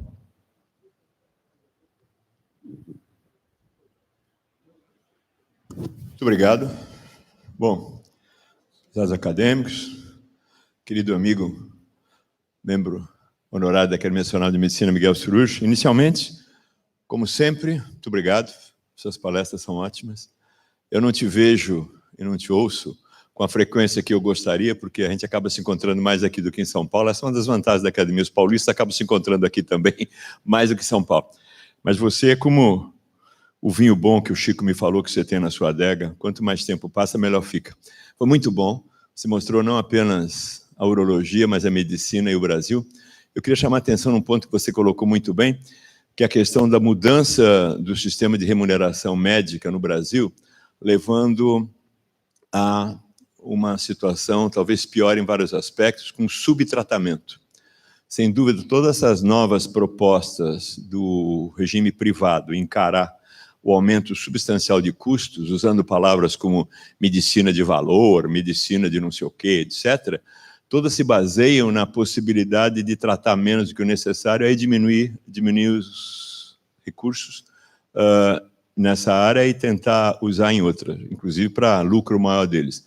Acho que você colocou muito bem a diferença entre fazer uma boa medicina e, em decorrência dessa boa medicina, receber o dinheiro necessário e fazer medicina só para ganhar dinheiro. A gente precisa tomar muito cuidado com esse subtratamento, porque ele vai vir, provavelmente, acobertado pela questão dos guidelines, das condutas, então, que vão fazer os gestores das companhias dizerem para nós que nós podemos fazer ou não. E nós temos que preparar, como entidades médicas, para desenvolver guidelines que realmente atendam os interesses da população, e não simplesmente diminuir o custo, porque isso vai beneficiar aos gestores, às companhias, mas vai trazer a médio e longo prazo prejuízo muito grande para a nossa saúde. Você abordou esse aspecto também de maneira rápida, mas importante. Muito obrigado. Acadêmico José Carlos do Vale.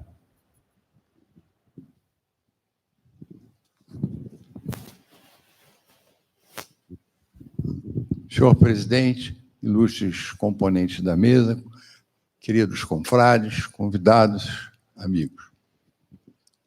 Em primeiro lugar, seguindo a sequência dos expositores, eu queria saber do Fernando.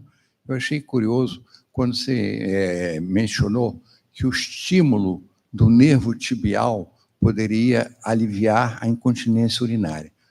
Eu não tenho a menor ideia como é que isso é feito, se você tem poderia aprofundar um pouquinho mais nessa questão, e como é feito esse estímulo, de que maneira? Primeira pergunta. A segunda, você deu muito mais ênfase às possibilidades cirúrgicas do tratamento da incontinência e passou en passant sobre o medicamentoso. Se o paciente é encaminhado para um fisioterapeuta especialista em tratar isso, acredito que concomitantemente você, pelo menos, use medicamentos orais. E a maioria deles, me parece, que não é muito seletiva no controle do esfíncter uretral. Porque muitos desses doentes desenvolvem uma obstipação intestinal que, às vezes, é muito pior do que a incontinência. Eu gostaria que você desse um foco nesse aspecto, desse efeito colateral de obstipação intestinal com medicamentos, na sua experiência. Com relação ao nosso honorário nacional, doutor Miguel Surujo, que eu tenho uma profunda admiração, como acredito que todos aqui presentes, em primeiro lugar, o senhor fez um passeio espetacular, né, sobre visões humanas, sociais, de uma maneira geral, depois específico em relação aos médicos. E eu gostei muito do enfoque que nós estamos perdendo progressivamente de uma visão humana, afetiva, sobretudo nos hospitais.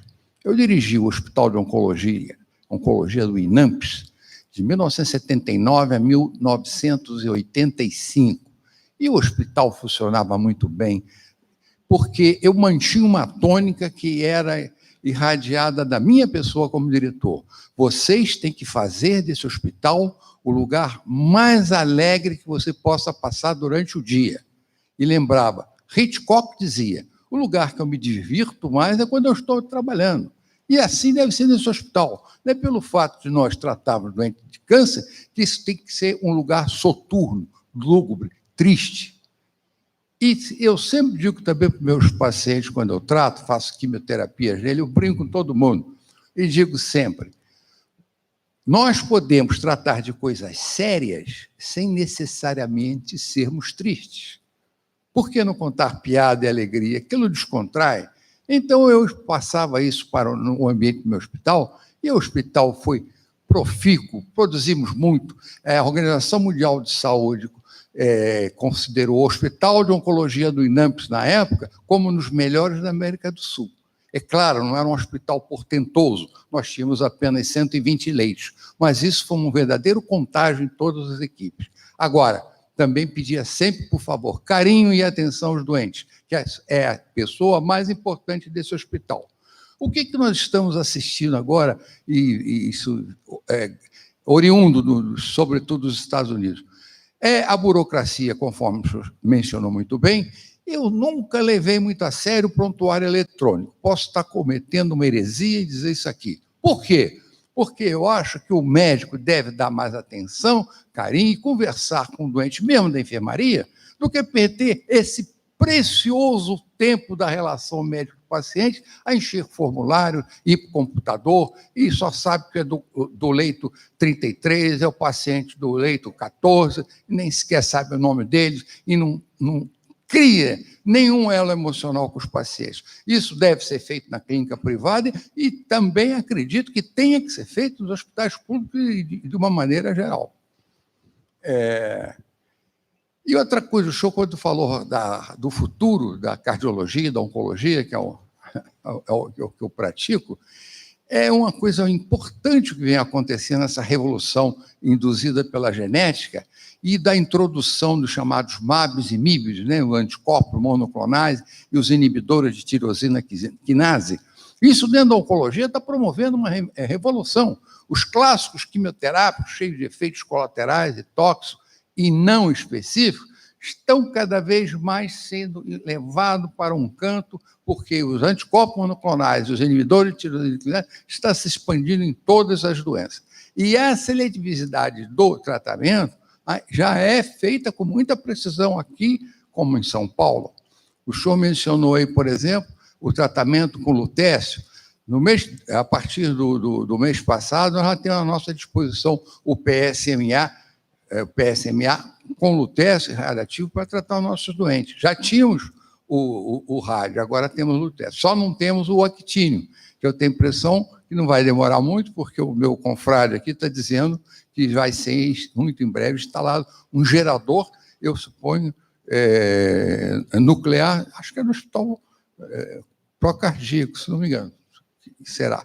Então, vai ser uma revolução fantástica. Então, esse adendo que eu queria trazer à sua magnífica e esplêndida conferência. Muito obrigado. Continua aberta a palavra.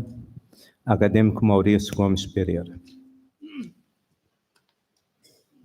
Senhor presidente, senhores membros da mesa e colegas e prezados, o senhor nos prestou uma bela conferência. Nós ficamos muito bem impressionados com o que o senhor falou e com o diagnóstico que o senhor dá da situação atual e um pouco do futuro. O humorista já disse que prever é muito difícil, principalmente o futuro. Tá. E o senhor estava falando, então, que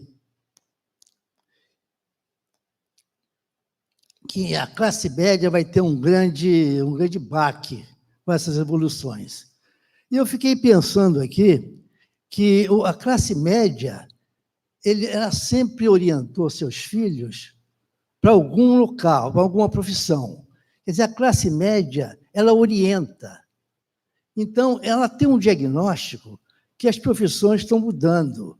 Antes, a classe média, você vai ser médico, vai ser advogado, vai ser padre, vai ser não sei o que lá. Quer dizer, vai acontecer a mesma coisa. Então, a classe média vai orientar, no que o senhor disse aí, para as profissões de high skill e high fee. Isso vai acontecer.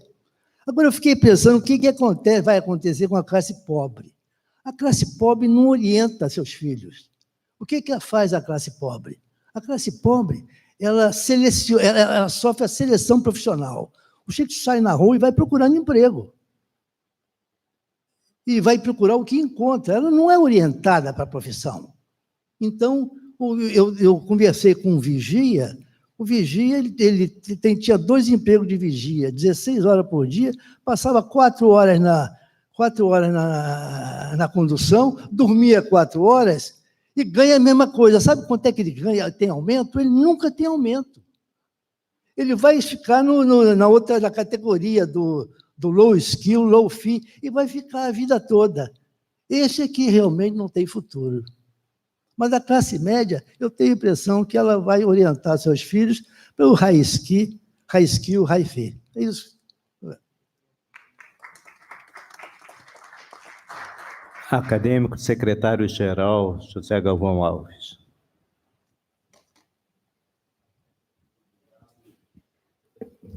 Senhor presidente, meus queridos acadêmicos, minhas senhoras e meus senhores. A primeira frase, professor Cirúrgico, que o senhor falou na sua conferência, dizia o seguinte: medicina e felicidade, para quem exerce, se confundem. Mais ou menos isso, e eu concordo plenamente. Medicina é a melhor profissão do mundo, para quem a ama e a reconhece como um bem dado maior. Por 4 vezes o senhor repetiu compaixão, solidariedade, e altruísmo. E eu concordo. Porque sem compaixão, sem solidariedade, sem altruísmo, a medicina não tem graça, deve ser um pesadelo. Deve ser um peso imensurável. Qual foi o maior erro da história da medicina, a meu ver? É que tornou-se uma profissão, não para nós, médicos, mas para empresários de lucro secundário. Quer dizer, o indivíduo confundiu a coisa. Os médicos deveriam continuar como a história o fez. Ele atende o seu paciente atende às nossas necessidades afetivas e econômicas, e o produto final é uma coisa chamada felicidade do médico e do paciente. Hoje o produto final é a felicidade de homens que só entendem a felicidade como monetário, só entende o sucesso como dinheiro, só entende a vida com as conquistas materiais. O senhor falou, e no final e durante, da necessidade que nós temos para que sejamos felizes, centrada muito na família, nas pessoas que nós gostamos. Também concordo. Se perguntar para mim, eu sou um paulista do interior, corintiano fanático. Qual é o dia mais feliz da minha vida? É quando eu sento com meu filho e fico 2, 3 horas vendo o Corinthians jogar, tomando uma cervejinha, batendo um papo. Ou quando eu vou a Guaratinguetá e encontro meus amigos de infância. Quer dizer, é lógico que a felicidade é isso. É lógico que isso é o melhor. Por que nós temos que mudar tanto para procurar algo que talvez nem consigamos nunca? Porque esse não existe, esse não é felicidade. Então, o médico está sofrendo, a sociedade está sofrendo, nós não estamos nos entendendo, a coisa está difícil, porque nós perdemos algum caminho nesse longo caminho de todos nós, não de nós aqui, da humanidade, de entender que ainda a coisa mais importante é a afetividade. Ainda a coisa mais importante é não desejar tudo que a gente possa ter, mas conquistar o pouco que nos faz bem. Eu acho que isso é o mais importante. Eu queria parabenizar os nossos 2 coordenadores dessa sessão. Meu querido Fernando Vaz, um exemplo de médico. Nosso querido Francisco Sampaio, um exemplo de pesquisador, que unidos aqui fizeram um evento fundamental para a academia, e principalmente pela presença de Miguel Cirujo, uma das maiores expressões médicas do nosso tempo e do nosso país. Um exemplo para todos nós. Muito obrigado, professor.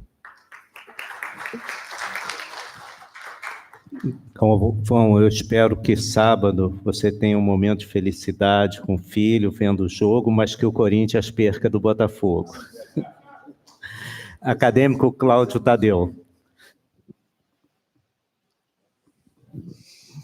Senhor presidente em exercício, senhores membros da mesa, professor Miguel Cirujo, foi um prazer e verdadeiramente um encantamento ouvi-lo aqui e expressando a cultura que essa casa já conhece, que o senhor expressa na sua fala, que foi belíssima, foi verdadeiramente um momento de encantamento.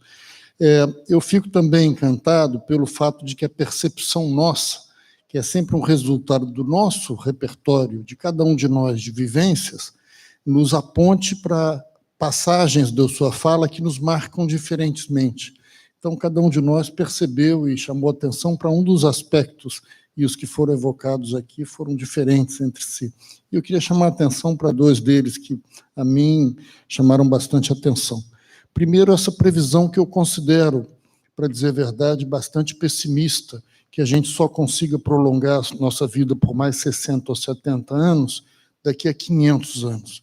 Eu acho isso verdadeiramente pessimista. A gente já prolonga a vida de eumintos, de vermes e de drosófilas, mais do que dobra a vida deles. Então, é possível que isso se resolva bastante antes. Mas é verdade que essa prolongação da vida, esse prolongamento da vida, traz desafios também, que não são tão difíceis, eu entendo, porque viver mais tempo vai nos dar tempo de aprender a viver mais tempo. E certamente também vai nos dar tempo até de cansar de viver mais tempo, né? Então, eu gosto muito de uma história da Simone de Beauvoir, um livro muito bonito, que chamava Todos os Homens São Mortais. E ela conta a história de um político que gostava tanto da cidade dele, que pede aos deuses que deem a ele vida eterna.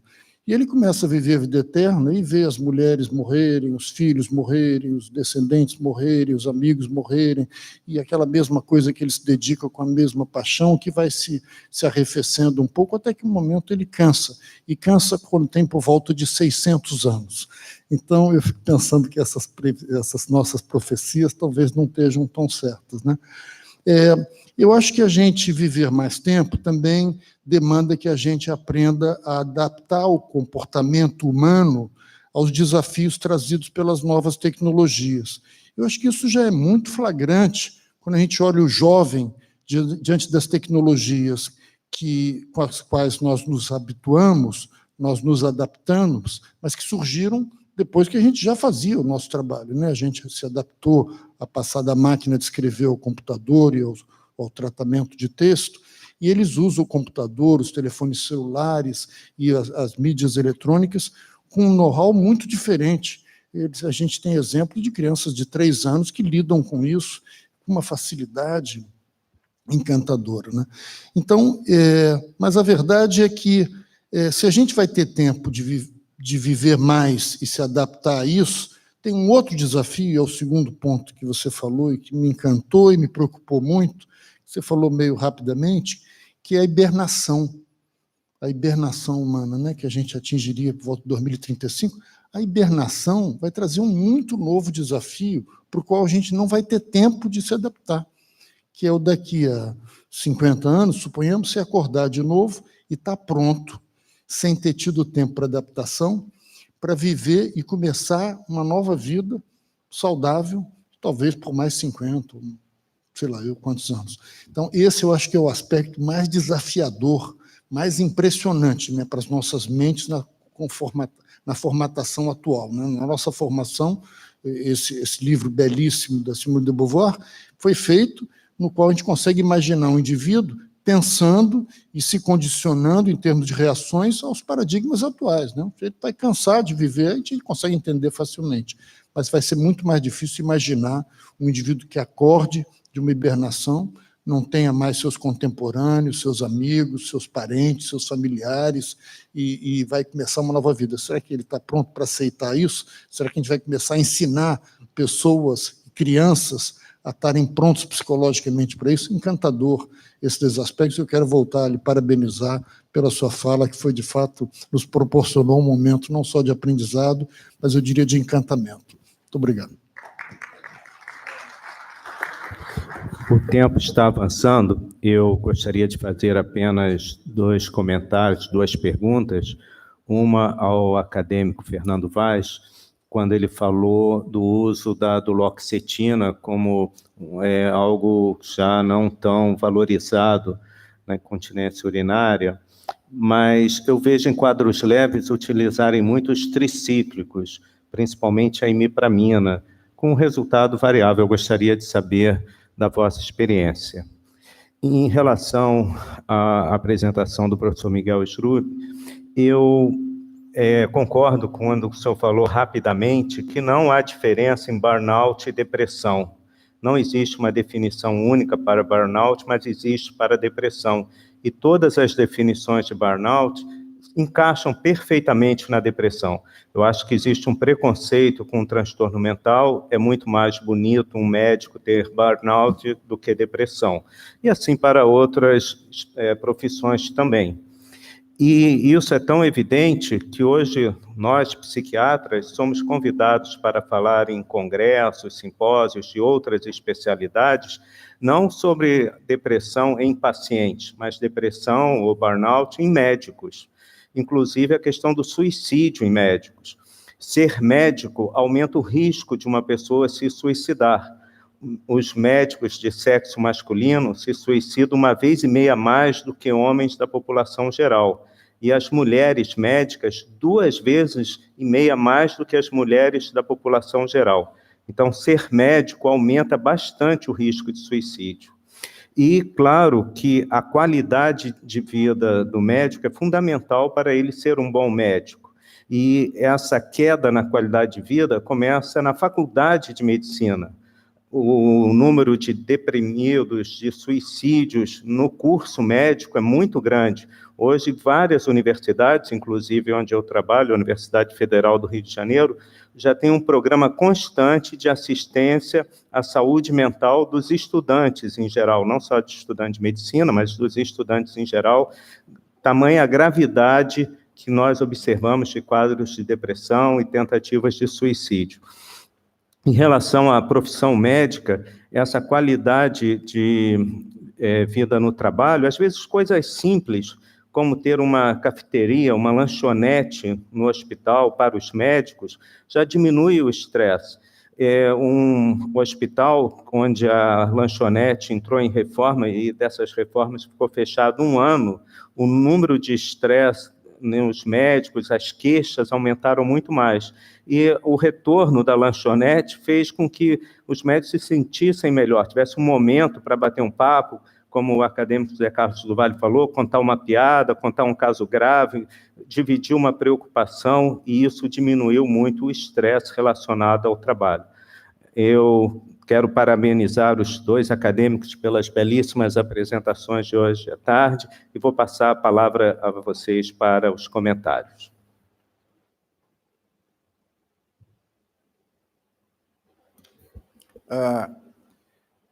Mais uma vez eu agradeço pela honra de organizar esse simpósio.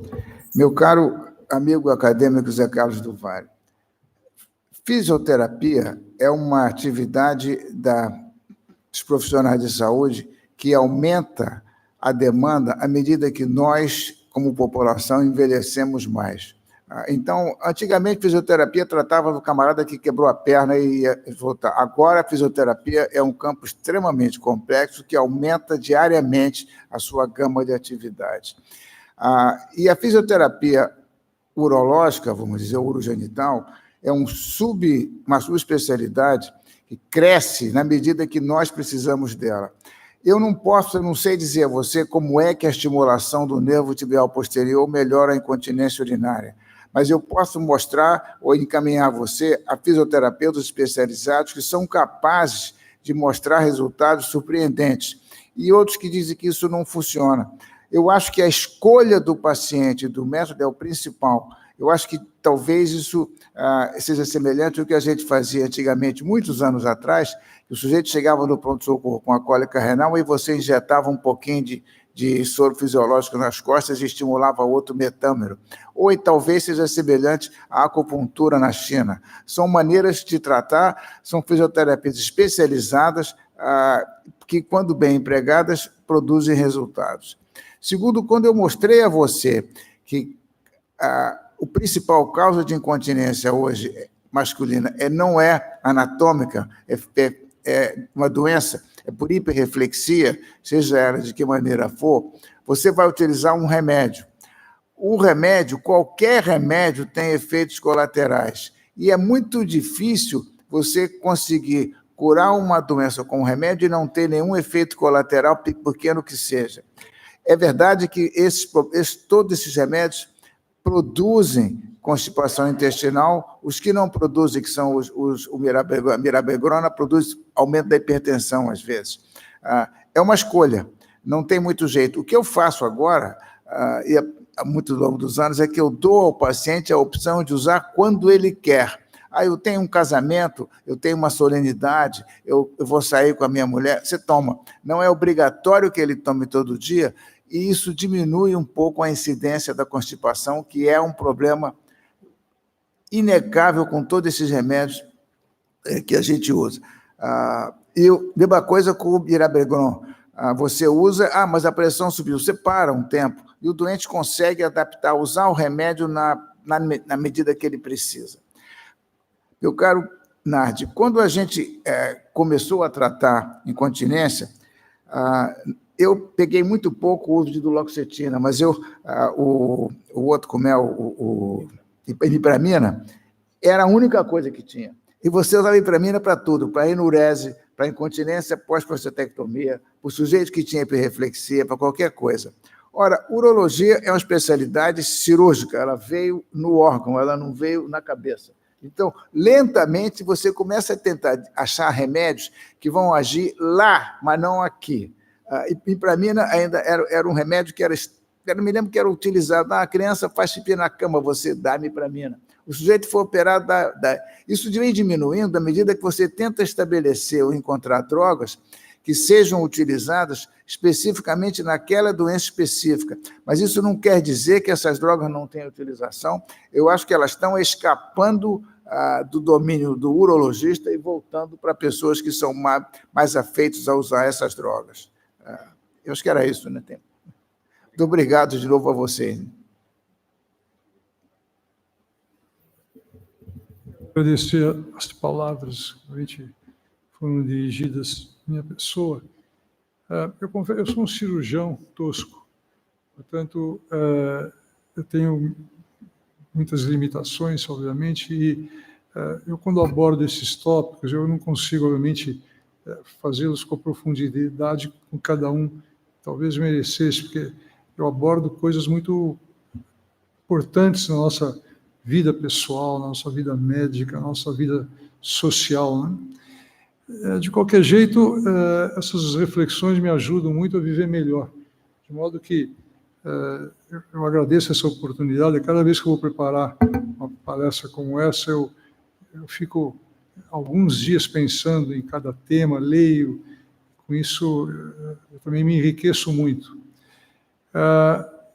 Os problemas que foram comentados aqui, as situações que foram comentadas, todas elas ensejam uma discussão que levariam horas. Falar, por exemplo, do número de médicos no Brasil é um problema complexo esse. A gente está formando muito médico, tem muitos médicos. Mas eu não vejo isso, na verdade, como problema. O grande problema que eu vejo é, obviamente, a falta de compreensão de que o médico só consegue exercer a profissão e a missão dele se ele tiver uma estrutura em torno que permita ele fazer isso com grandiosidade. Não adianta colocar qualquer um de nós numa pequena cidade com 10 mil habitantes. As pessoas às vezes não compreendem isso. Como é que eu vou levar minha mulher, meus 2 filhos para uma cidade que não tem sequer um museu, um teatro, uma escola, um centro educacional, uma universidade? Minha mulher passaria o dia na janela olhando as vaquinhas no pasto, meus filhos ficariam andando pelas ruas e dando topada nas pedras. Então, na verdade, existe eu acho que nós temos médicos no Brasil que se concentram nas grandes capitais, porque ali surgem as oportunidades, uma tremenda má distribuição dos médicos, e a nossa preocupação, eu não me preocuparia se formarem mais médicos. Se a gente comparar com os outros países, o Brasil não tem muito mais médico por habitante do que os outros, pelo contrário, nós estamos no grupo menor. O que eu me preocuparia era realmente convencer as pessoas que dirigem a nação de que o médico tem que ser bem remunerado para poder viver com comodidade e, com isso, aguentar todo esse impacto que a medicina tem sobre a nossa vida pessoal, você oferecer um pouco de conforto para sua mulher e para os seus filhos. É por isso que eu quero ganhar dinheiro. Eu não consigo, se fosse depender de mim, eu não precisaria de nada do que eu ganho, muito menos do que eu ganho. Eles vão compreender que a prática da medicina exige um entorno razoável. O que vai fazer? O que fizeram os médicos cubanos no Brasil? Eu fui absolutamente contra, escrevi muito contra esse programa. E o que a gente viu é que, na verdade, as pessoas ficaram contentes com eles. O motivo é óbvio. Uma cidade pequena, com 10 mil habitantes, onde as pessoas, quando tinham uma diarreia, corriam para o farmacêutico para pedir uma medicação, eles tinham alguém de branco que os abraçava e conversava com eles. Eles ficaram felizes. Esse médico não tinha nenhuma capacidade de executar a sua missão. O que ele faz perante um indivíduo que está com uma dor no peito? Pode ser só uma artrite, uma inflamação intercostal, ou pode ser um infarto quase mortal. O que ele faz com o indivíduo que vem com um abdômen doloroso, grave? Nada, ele não tem exame de sangue, não tem exame de imagem, não tem remédio, não tem nada. Então, esse entorno que é absolutamente caótico é que prejudica as ações médicas, que eu acho que é o grande problema do Brasil. Não é realmente o número de médicos. Eu acho que se formarem mais médicos, talvez seja bom dar oportunidade para as novas gerações de terem um emprego digno. Eu acho que nós precisaríamos lutar para que os médicos pudessem exercer as ações, a missão deles com dignidade e com eficiência. Os comentários foram feitos, aquela parte da hibernação, aquele trabalho foi publicado no Scientific American, não é nenhuma revista de alto fator de impacto, muito pelo contrário. Mas foi curioso as ideias que eles lançaram lá. Esse problema da hibernação é complicado. Não é difícil só a gente imaginar como é que vai acordar num mundo que a gente já não conhece mais, que a gente vai se sentir totalmente superado. E na hora de ir embora, como é que faz? Na hora que você vai ser hibernado, se afastado das pessoas que você ama, né? É um negócio complicado. Aqui não tem, já as pessoas mais novas já foram embora, mas uma coisa que sempre me intrigava era a pergunta: por que a gente não quer morrer, né? Sempre me preocupei em responder essa pergunta, porque se a gente perguntar para 10 jovens, eu faço isso na faculdade quando eu dou aula para eles, por que você não quer morrer? As respostas são muito variadas. Porque eu não quero sofrer, porque eu não quero perder minha independência, porque eu não quero deixar de viver a vida cheia de alegrias, porque eu não quero, eu não sei o que vem depois, porque eu não quero começar a perder peso e ter dor, e isso vai ser muito ruim, porque eu não quero perder meu papel social ou na minha família. As respostas são as mais variadas. Eu li um livro inteiro de psicologia. Eu confesso que eu guardei uma frase só desse livro, porque, obviamente, eu sou um cirurgião tosco, como te falei, Antônio. A gente não quer morrer porque a gente não quer se afastar das pessoas que a gente ama. Esse é o grande motivo. E é por isso que ricos e pobres, autoritários ou pessoas humildes, na hora que vão morrer, querem ficar com a família. Ninguém quer pegar um avião e sair pelo mundo para dar a última volta no mundo. Isso é coisa de filme só. A gente quer ter as pessoas que a gente ama do lado e ficar quieto lá, usufruindo desse contato, desse momento íntimo, né? Então, cada item aqui enseja realmente discussões que seriam muito ricas. Eu peço desculpas, eu não tenho nem capacidade nem tinha tempo para discutir cada um desses itens, mas eu agradeço muito os comentários que foram feitos, que completaram muito do que eu falei, mostraram opiniões de pessoas lúcidas e brilhantes, o que certamente enriqueceu esse momento para mim. Muito obrigado. Nós que agradecemos aos organizadores, Fernando Vaz e Francisco Sampaio, excelente simpósio sobre cirurgia reconstrutora urogenital. Parabenizamos os apresentadores da tarde também pelas belas palestras, os conferencistas da noite. Quero convidar a todos para a semana que vem o simpósio de cirurgia plástica, que começará às 14 horas, organizado pelos acadêmicos Thalita Franco, Cláudio Cardoso de Castro e José Horácio Abudibe. Agradecer a todos que ficaram até o final. Obrigado, uma boa noite.